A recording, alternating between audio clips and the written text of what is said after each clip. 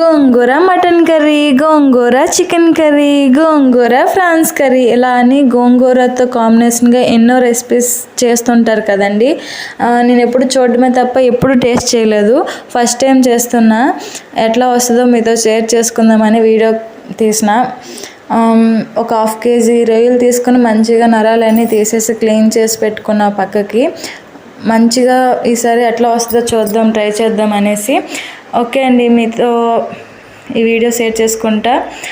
నా ఛానల్ని first time చూస్తున్నట్లయితే సబ్స్క్రైబ్ చేసుకొని లైక్ చేసి కామెంట్ చేయండి. Welcome to the KMK channel. Hi, hello అండి. ఒక ప్యాన్ తీసుకొని దాంట్లో తగినంత ఆయిల్, కొద్దిగా ఉప్పు, పసుపు వేసి ఈ క్లీన్ చేసి పెట్టుకున్న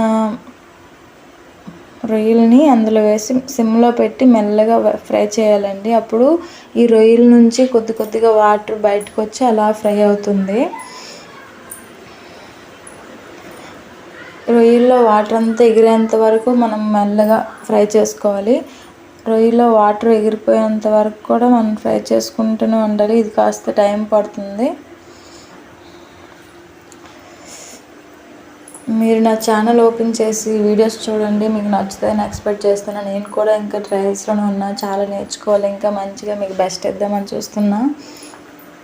సపోర్ట్ చేయండి ఛానల్ని. ఇంకా రీసెంట్గా మా బాబు వీడియోస్ కూడా పెడదామని చూస్తున్నా. వాడి అన్నప్రాసన, ఇంకా వాడు బోర్లా పడింది, ఇంకా వాడు గడప దాటాడు. గడప దాటితే గారెలని, బోర్లా పడితే బొబ్బట్లని, కూర్చుంటే కుడుములని, అడుగులు అరిసెలని మా ఆంధ్రలో చాలా స్పెషల్స్ చేస్తూ ఉంటారండి.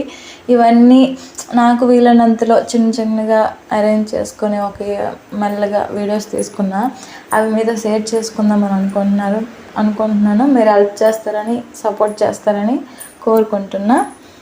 ఇగోండి, ఫ్రాన్స్ ఫ్రై అయిపోయినాయి. ఇట్లా లాస్ట్కి నీరంతా ఎగిరిపోయేంత వరకు ఫ్రై చేసుకుంటే ఇట్లా ఫ్రాన్స్ దగ్గరగా అయ్యి దాంట్లో వాటర్ మొత్తం ఎగిరిపోయి ఇట్లా దగ్గరగా అయిపోతుంది. దాన్ని ఒక బౌల్లోకి తీసుకోవాలి. ఒక బౌల్లో తీసుకొని పక్కన పెట్టుకుంటే మనం కర్రీ చేసుకుంటే లాస్ట్లో యాడ్ చేసుకోవచ్చు. ఫ్రాన్స్ ఇట్లా ఫస్టే నీరు మొత్తం ఎగిరిపోయేటట్టు చేసుకుంటే బాగుంటుంది కదా. తర్వాత ఇంకొక అవన్నీ పక్కకు పెట్టుకున్నాక ప్యాన్లో తగినంత ఆయిల్ వేసేసుకోవాలి. మనం ముందుగానే కోసి పెట్టుకుంటాం కదా పచ్చిమిర్చి, ఆనియన్స్. అప్పుడు కొద్దిగా పచ్చిమిర్చి యాడ్ చేసి మసాలా దినుసులు వేయాలి. మీకు తెలిసి ఉంటుంది కదా మసాలా దినుసులు ఏమేమి ఉంటాయి అనేది. చెక్క, లవంగం, మిరియాలు, ఇంకా జీరా అవన్నీ యాడ్ చేయాలి. కొద్దిగా ఫ్రై అయ్యాక కరివేపాకు, ఆనియన్స్ అవి వేయాలి. ఆనియన్స్ ఇక్కడ ఏంటంటే ఎంత రెడ్గా వేగితే కర్రీ అంత టేస్ట్గా వస్తుంది అంటారు. ఆనియన్స్ బట్టి ఉంటుంది అంటారంటే అది మాత్రం నిజం. ఆనియన్స్ పచ్చి పచ్చిగా ఉంటే కర్రీ ఏం బాగోదు. ఏ కర్రీలోకైనా ఆనియన్స్ చాలా చిన్న ముక్కలుగా కట్ చేసుకోవాలి. ఆనియన్స్ రెడ్గా ఫ్రై అయ్యేటట్టు ఫ్రై చేసుకోవాలి. అప్పుడు ఆ కర్రీ టేస్ట్ బాగుంటుంది, గ్రేవీగా వస్తుంది. మీరు ఎప్పుడైనా ఈ టిప్ ట్రై చేసి చూడండి, బాగుంటుంది. ఇట్లా ఆనియన్స్ రెడ్ కలర్లోకి వచ్చాక కొంచెం కట్ చేసి పెట్టుకున్న టమాటోస్ని వేయాలి. కొద్దిగా ఇక్కడ ఏంటంటే ఆనియన్స్ రెడ్గా ఫ్రై అవ్వాలంటే కొద్దిగా సాల్ట్ వేసి మనం సిమ్లో పెట్టేసుకుంటే త్వరగా మగ్గి త్వరగా రెడ్ కలర్లోకి వచ్చి బాగా ఫ్రై అవుతాయి. దాంతో మనం సాల్ట్ వేసుకొని ఉంటాం కాబట్టి ఇక్కడ టమాటోస్ కూడా చాలా త్వరగా మగ్గుతాయండి. అట్లా ఆనియన్స్, టమాటా కలిసి మగ్గేంత వరకు కాసేపు మూత పెట్టి కలుపుకోవాలి. ఇక్కడ చూసారా ఆనియన్స్ టమాటా మెత్తగా మగ్గిపోయినాయి. ఇట్లా కాస్త గరిటతో కొద్దిగా అన్నీ కలిసేటట్టు కలుపుకోవాలి. అన్నీ మంచిగా కలుపుకున్నాక ఇంకా ఏముంటుందండి, గోంగూర మనం తీసి పెట్టుకుంటాం కదా, క్లీన్ చేసుకొని పెట్టుకుంటాం కదా, కడిగి దాన్ని కొద్దిగా ఈ ప్యాన్లోకి వేసేయాలి. టమాటా ఆనియన్స్తో కలిపి దాన్ని ఉడకనివ్వాలి. మూత పెట్టుకుంటే ఈ ఆకుకూర అనేది త్వరగా మగ్గుతుంది. దాంట్లోనికి పుల్లగా ఉంటుంది కదా, కాస్త టైం పడుతుంది. ఇలా మూత పెడుతూ మధ్యలో కలుపుకుంటూ మంచిగా మగ్గనివ్వాలి. ఇట్లా దగ్గరగా మగ్గినాక మళ్ళీ కలుపుకొని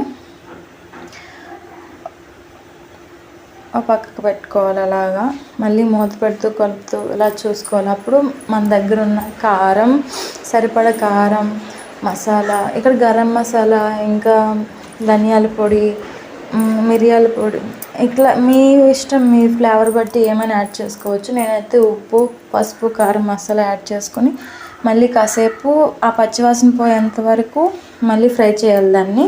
అట్లా కలుపుకుంటూ ఫ్రై చేస్తే మనకి ఒక ముద్దగా స్ట్రక్చర్ వస్తుంది, దాంట్లో పచ్చివాసన అంతా పోయి.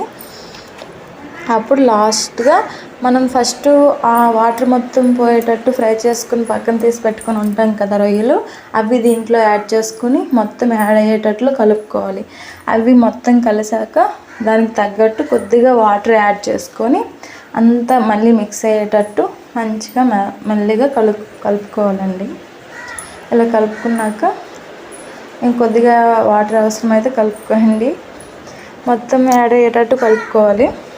అంత దగ్గర పడ్డాక కాసేపు అట్లా కలిపి మూత పెట్టుకోవాలి.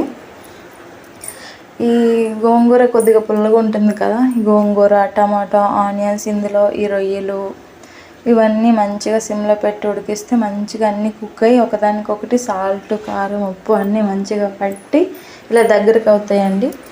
మంచిగా టేస్టీ గోంగూర ప్రాన్స్ కర్రీ రెడీ అయిపోతుంది. బాయ్ అండి. ఛానల్ సబ్స్క్రైబ్ చేసుకోండి, సపోర్ట్ చేయండి.